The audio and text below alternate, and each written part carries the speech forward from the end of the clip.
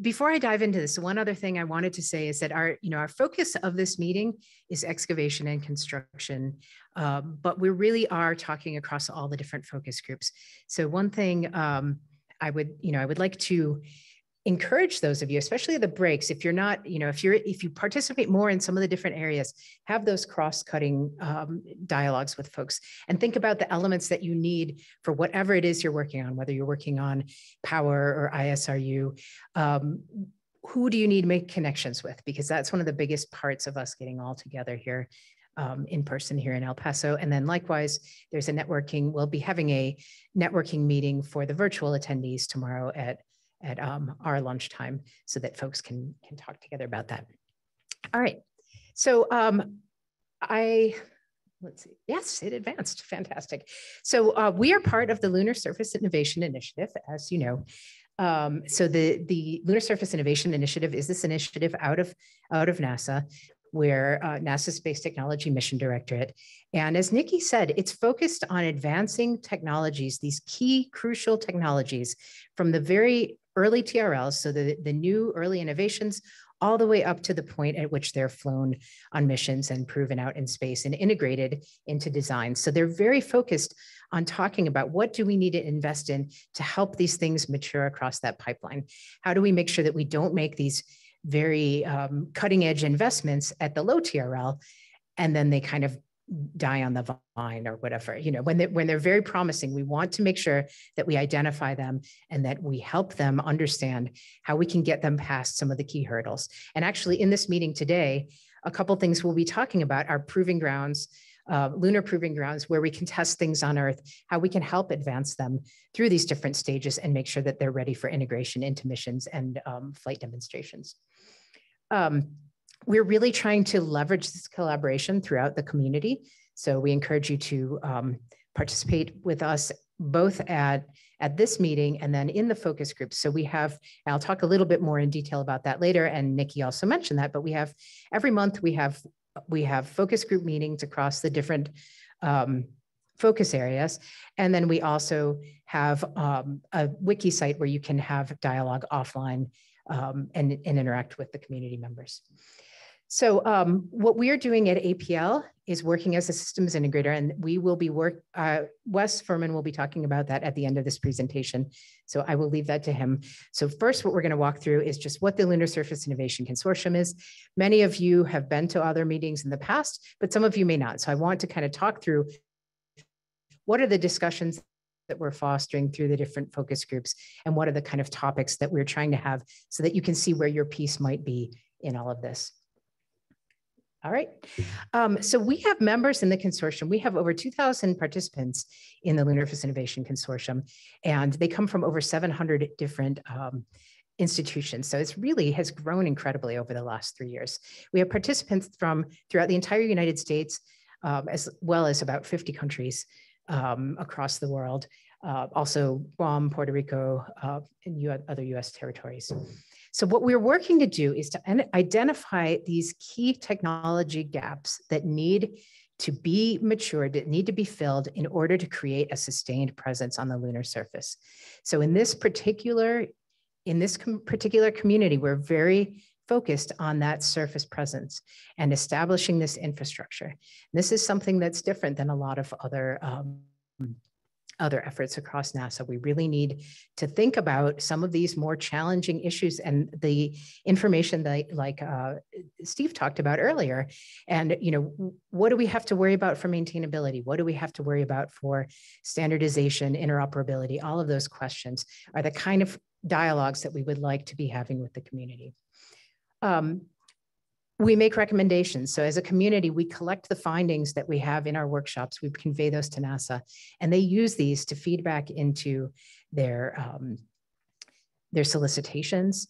They use them to feed back into determining where they need to put the money. So it's very important that you speak out and that you help us refine these findings and make sure that the message is getting back to NASA and that they know how to make smart investments with the funds that that Space Tech is allocated. The other thing we've been trying to do, and I think has really grown in the past, is provide a centralized resource. So bring things together. I come from the science community, and we have kind of our own, we know a lot about the data that's been collected for the lunar surface, the science data. But a lot of those data, folks in industry and in the commercial industry, don't necessarily know how to access all of that and that it is public and how to make use of it. So we're trying to make connections and help you understand what's already out there. For one thing that actually Karen will be speaking about later, simulants, things that you need to test your technologies on. How do you know how to pick the right material for your purpose? So we're trying to centralize resources on our website and provide pointers to other community resources to make sure that you can make use of those and get your work done. And then finally, what's very important to us, and you've heard this morning from Dr. Chaudhry, we really want to build this diverse workforce. We want to make sure that everyone, no matter where you grow up, if you're in the rural United States, if you're at a minority serving institution, if you're at a tier one, any institution anywhere in the world, community college, if you have the drive and the innovation in you, how do you get into this and how do you become a part? So we're trying to reach out to many of these groups. All right. We'll go ahead and move forward. So we are separated into the 6 different focus areas that the LSII has selected. We have basically 3 kind of overarching like infrastructure elements. There's the surface power, in situ resource utilization, and excavation and construction.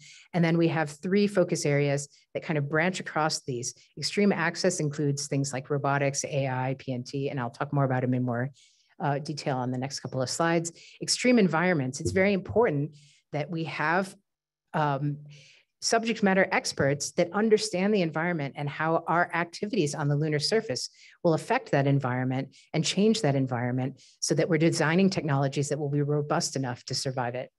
And then dust mitigation. We all know that dust is a big issue on the moon. And so we need to make sure that folks are in those discussions to understand how the dust will affect the mechanisms that you're designing, the robotics and whatnot. So just as a quick talk through each of the focus areas for those who are not already familiar with them. In surface power, some of the technologies that are covered in the discussions include types of power, so nuclear, solar, issues about rad-hard electronics, power transmission, low temperature storage, low temperature batteries storage, and fuel cells. In ISRU, water ice resource prospecting, water and metal extraction, value network mapping. So understanding if you are conducting ISRU activities, who are your buyers? So not just NASA, but how do you connect with other potential users? This has been a large focus across many of our groups because we know if we want to dream of an economy on the moon that is robust, there have to be multiple buyers and sellers. We need to have this interaction. So that's another thing that we're hoping that you'll have discussions with, and we hope to help build some of those partnerships so that you know who your potential providers will be. And then of course, interoperability and maintenance by design. And then finally, in the other kind of like core infrastructure area, excavation and construction. So building these things, building the roads, the landing pads, repair, outfitting, those types of things. So I'm just going to put up, whoop, went too far. So we have a number of findings, which you can find on our website. We keep findings from the workshop reports, findings from the fall meeting and spring meeting. But some of the things I just wanted to highlight is how important these supply and demand conversations are, understanding sort of the chicken and the egg problem of,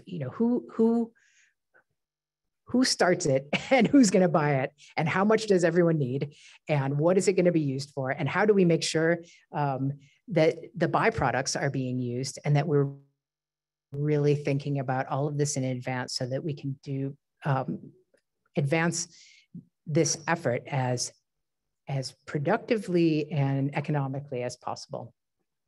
And interoperability is another thing that has come up again and again that we're going to be talking about in more detail.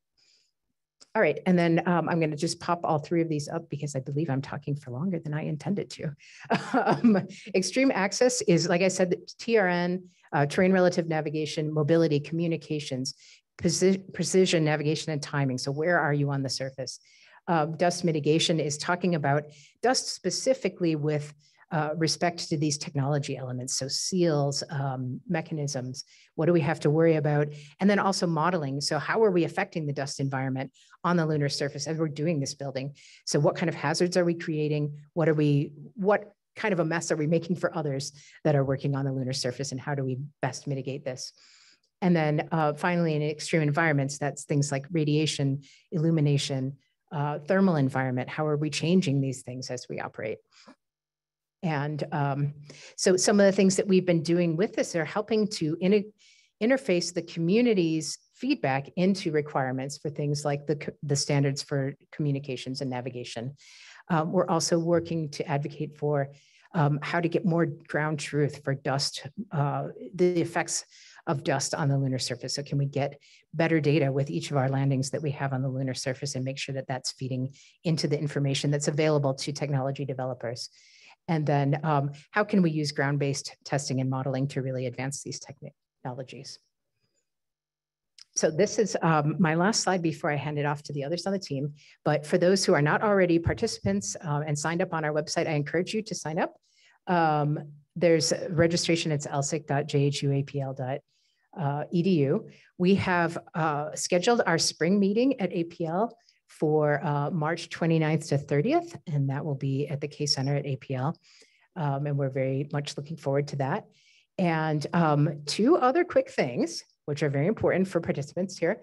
Next year's fall meeting, if you're interested in hosting, please visit our website and fill out the form for that, because we will be closing the applications for next year at the end of this year so that we can get that planning.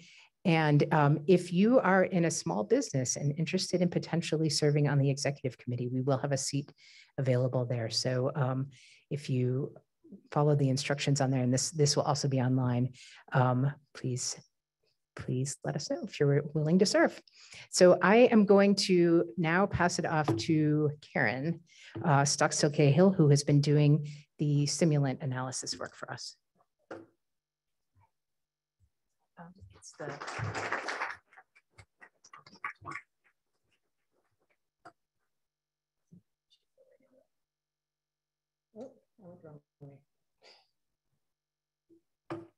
Okay, there we are. Okay, my name is Karen Stockstill-Cahill, as Rachel said, and I'm leading up the lunar simulants effort at APL as part of the LSII. Not sure what to put here. There we go. Okay. So I went too far. Okay, so I'm going to just start out telling you what we're working on right now, what we're going to be working on in the future. We've been putting a lot of effort into preparing or collecting data for our lunar simulants assessment for 2022. And this year we are focusing on geomechanical measurements or geotechnical measurements of the lunar simulants. So we looked at the 8 simulants listed here. And we conducted 6 measurements on each simulant, which includes specific gravity, density, porosity, permeability, and diffusivity, compressibility, and shear strength. And the shear strength held us up a little bit because the machine broke on the first day when we were testing it. And then it took a long time to get everything corrected and fixed and replaced. So, but we got that done, and we are now pouring through the data, which is our future work. We're going to be preparing this information as a published document, and we will also import the data into the Simulant portal. I'm going to talk a little bit more about that on the next slide. We are also working very carefully with the NASA group on evaluating the Simulant survey. This survey is basically to better understand our community and NASA's needs for lunar regolith simulants. We will finish processing the responses very soon, hopefully. And we're going to update that survey and probably do another round. We want to make sure that we keep a good idea of what the community needs are for lunar simulants. Okay. And the other thing that we've been working really hard on is establishing a lunar simulants working group. And we have a presence on the public webpage, which anybody can get to.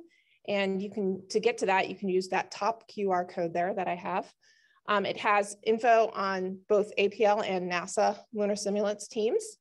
It has access to assessments and databases and relevant publications, as well as links to our wiki or Confluence. We kind of use those terms interchangeably. The Simulants portal that I mentioned earlier, and the Simulant survey.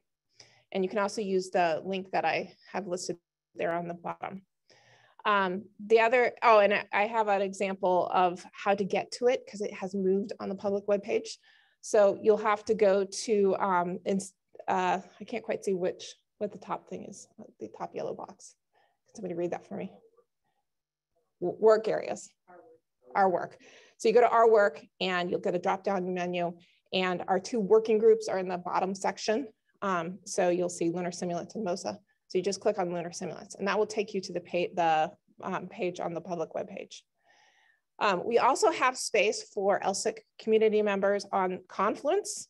It has the annual Simulants assessment as well and relevant publications. It hosts the Lunar Simulants portal that I told you about earlier. So all the information that we collect and put into the assessments, we have pages for individual simulants with all the data.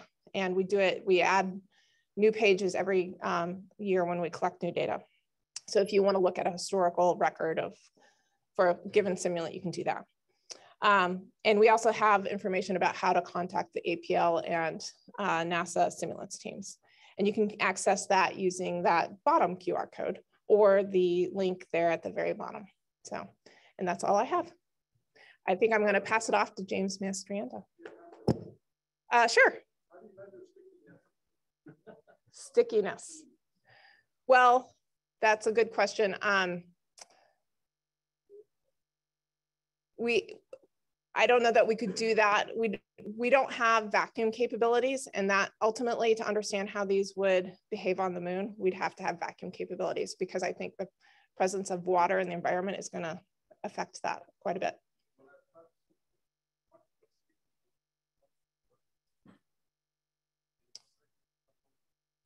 So what do you mean by stickiness?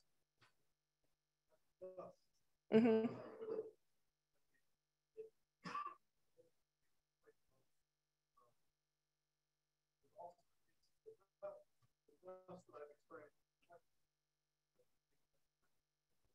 Oh, for dust. Okay, so he has asked how we can test the stickiness of the simulants.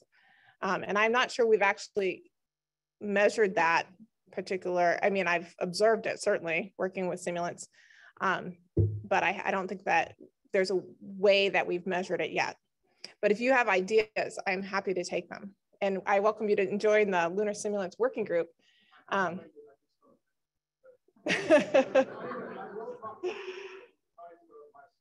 Okay, great. He's going to share ideas with me later. Thanks. And James.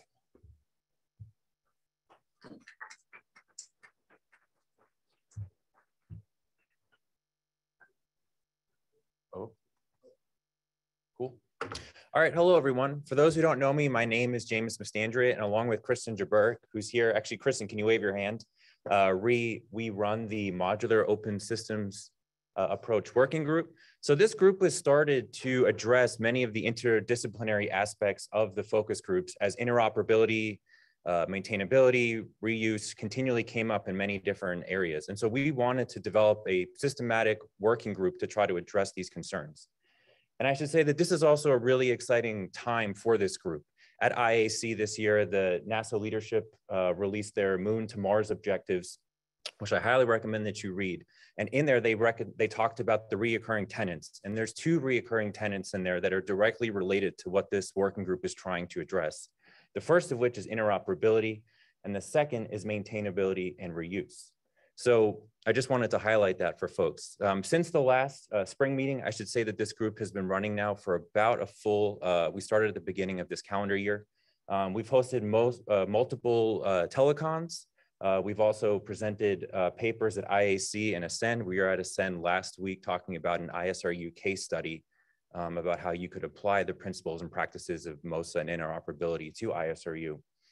And we've also, with the help of the entire community, so for folks in this room and folks online, we've developed an entire list on Confluence. So that's the wiki that Rachel mentioned earlier, of existing efforts in this field. So anything from standards, modularity, interoperability, and open architectures. So please, if you have other items that you would add to that you'd like to add, please join the wiki and add to it there. I would say it's a great resource, right? We don't want to start from scratch. I should have put it here, but there's a great XKCD comic of someone talking about how there's 13 standards and someone's going to make the next one to fix them all, and now there's 14 standards. So we want to avoid that situation, right? So we're adopting the practices of adopt, adapt, and then author if necessary. And then finally, our next steps, right? So we're in a really exciting place right now. There's many companies and people coming up to me talking about how their company or their institution is working in this field. For instance, at one of the public focus group meetings, Honeybee Robotics released their interoperability dust tolerant power connector. And then in one of the newsletters, Lockheed Martin endorsed MOSA. So if you or your company are interested in this area, please come talk to myself. Please come talk to Kristen. We're in a great position right now where we're connecting folks in similar disciplines who all want to work on these problems. And we've also studied how other groups and consortiums have done this in other fields. And so we're sharing those recommendations. And finally, if you would like to come and talk at one of our telecons, if you or your company or your nonprofit or your organization are looking into this field, please let myself or Kristen know, and we would love to host you at one of our monthly telecons. And then of course, you can find us now under our working group MOSA, and you can also watch the prior telecons. And if you'd like to join this group, please come talk to myself or Kristen or Andrea Harmon, and we would welcome you into the group. So thank you very much. And now I believe I hand it off to Wes.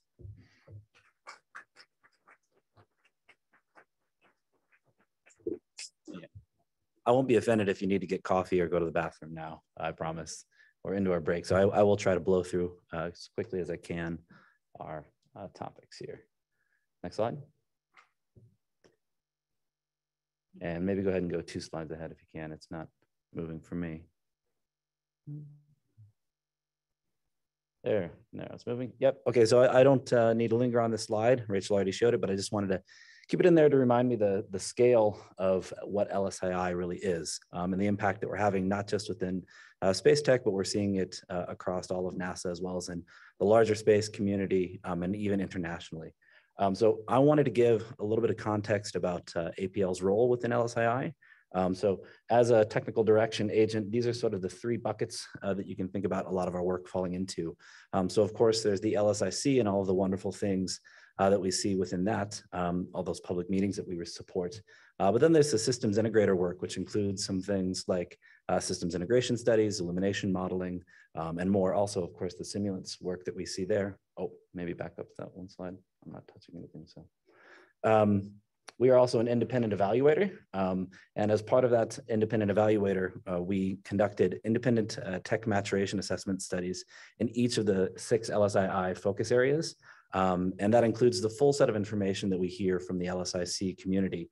So that all folds in, as well as the additional technical interchange meetings that we have that span NASA, other government agencies, industry, and academia. So those all get folded together into those tech maturation assessments that we report back up to NASA. And so in the spirit of encouraging some transparency and sharing these activities, I wanted to show a couple of the takeaways from last year's tech assessment. So rather than reading each of these in detail, I want to kind of just highlight why they came up as priorities and as select takeaways. So the first one is really about the call for access to the lunar surface and how that can allow the most rapid technology development. But of course, that will require careful selection of the payloads and the locations of those so that we can get maximum impact. And of course, we're engaging with the community on those. The second point here, talking about identifying and quantifying some of these objectives, this is really about how we can encourage more or less prescriptive solutions. So we want to foster innovation whenever possible. And so allowing companies and commercial partners to be more innovative rather than prescribing a solution. And I think there's a great example of this in the vertical solar array technology, the VSAT. You know, NASA asked for 10 kilowatts in a box and got 3 very different solutions from that into phase 2. And so because they were allowing industry to be innovative, they got really innovative solutions. And that's a wonderful model to take forward. And the last point here, the new data sets, this could be geotechnical properties that you need for the excavation rovers. It could be high fidelity terrain maps for planning. These are the sorts of questions that we wrapped up into a survey, which has made the rounds. But really, this is all to get at the point that we're interested in knowing what you need to know next. And what you need to know next helps us guide our next actions, both within the consortium and publicly, and also tying into the commercial, academic, and other entities who are helping us develop this stuff. So as we move into the real thick of it, I wanted to highlight, and pun intended, this work on illumination that APL has taken on. So we've conducted a landing site analysis for the CLIPS delivery that'll carry Prime 1 and smaller and hopper. And this illumination analysis really helps determine the landing site to get maximum impact of these missions. And as we move into the real thick of this meeting, I wanted to reflect on just what that illumination means for us as we move towards a sustainable presence. So we're inventing the future, and the scale of available power and therefore the potential to move mass around the surface will certainly be set by illumination, but it really touches all of our focus areas. So first, this illumination work really owes a lot to Angela Stickle, who's the lead for the Extreme Access Focus Group and has the expertise in the digital elevation maps that are used to construct these elevation maps. And of course, if you look very quickly at this, you'll see that there are extreme shadows, and those cold depths of darkness are clearly an extreme environment. As I said, this light gives us the power for sustainment, especially in the early phases, and that's including in situ resource utilization and excavation and construction. And so we'll all be represented on these little dusty islands surrounded by the seas of darkness. And so all of this is really to highlight that in order to go, we must go together. So one of the best things I think we can do in LSII and LSIC is to help all of us understand how we can work together to make these little slivers of sunlight into islands of habitation. And so we do this hard thing, and we can do this hard thing, but only if we do it with a unifying momentum. And I'm certainly seeing through this community and in all of the interactions that we have, how that momentum is growing. So it's a great time to go to the moon together. And with that, we'll go to break and have a good time to go get coffee together.